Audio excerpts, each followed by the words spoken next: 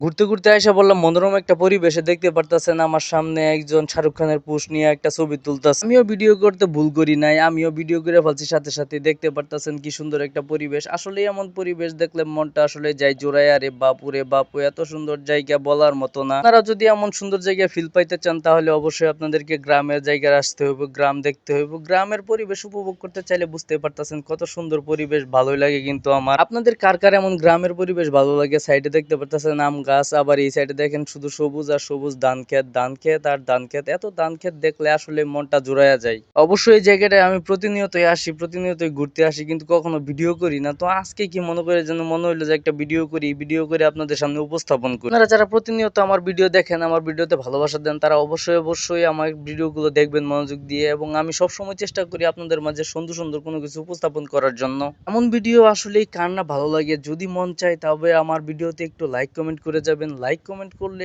আবার আমি আরো একটা নতুন ভিডিও করার উৎসাহ পাবো। আর এভাবেই এক সময় আমি আপনাদের মাঝে ফেমাস হয়ে যাব। এটাই বাস্তব। আসলে বাস্তবতা বড়ই কঠিন। বাস্তবতা জানতে চাইলে আপনাকে অবশ্যই অবশ্যই গ্রামে যেতে হবে, গ্রামের মানুষের সাথে মিশতে হবে। এই যে দেখতে পাচ্ছেন সামনে একটা ভাই আসতেছে, লুঙ্গিটা কাঁচা মাইরা, ওহ এইটাছে গ্রামের ফিল। গ্রামের মধ্যে আপনি লুঙ্গিটা কাঁচা মাইরা আইবেন, আপনারা কেউই কিছু কইব না। অসাধারণ একটা ফিল জাগে। আর এই ফিলটা আসলে আপনি শহরে কখনোই পাইবেন না। শহরে তো লুঙ্গি পরে ভার হইলে ইজ্জতে টান মারে, আর এই গ্রামের মধ্যে আপনার লুঙ্গি কাঁচা মাইরা হারলেও আপনার কোনো রকম লাগবো না। কারণ এটা হচ্ছে গ্রাম, এটা হচ্ছে নিজের একটা অস্থির জায়গা, ভালোবাসার জায়গা। আসলে একটা কথা কি জানেন, যে লুঙ্গির মতো শান্তি আপনি কোনোটাতে পাইবেন না। এই প্যান্ট পরেন, হাফ প্যান্ট পরেন, এর মতো ভাই যন্ত্রণা আমার মনে হয় পৃথিবীতে আর দ্বিতীয়টা নাই। তো আমি লুঙ্গিতে সবচেয়ে বেশি আরাম খুঁজে পাই। এই যে দেখতে পাচ্ছেন একটা খেজুর গাছ, এই খেজুর গাছে অবশ্যই এখন খেজুর নাই, তবে দেখতে পাচ্ছেন সামনে একটা মোটরসাইকেল। মোটরসাইকেলে করে আমার ভাই ব্রাদাররা আইছে ফটোশুট করতে। ফটোশুট করে তারা নাকি বলে ফেসবুকে আপলোড দিব, এখান থেকে নাকি বলে টাকা ইনকাম করা যায়। এখন শুনতাছি, আমি শুনে তো আমি বড়ই অবাক হয়ে গেছি।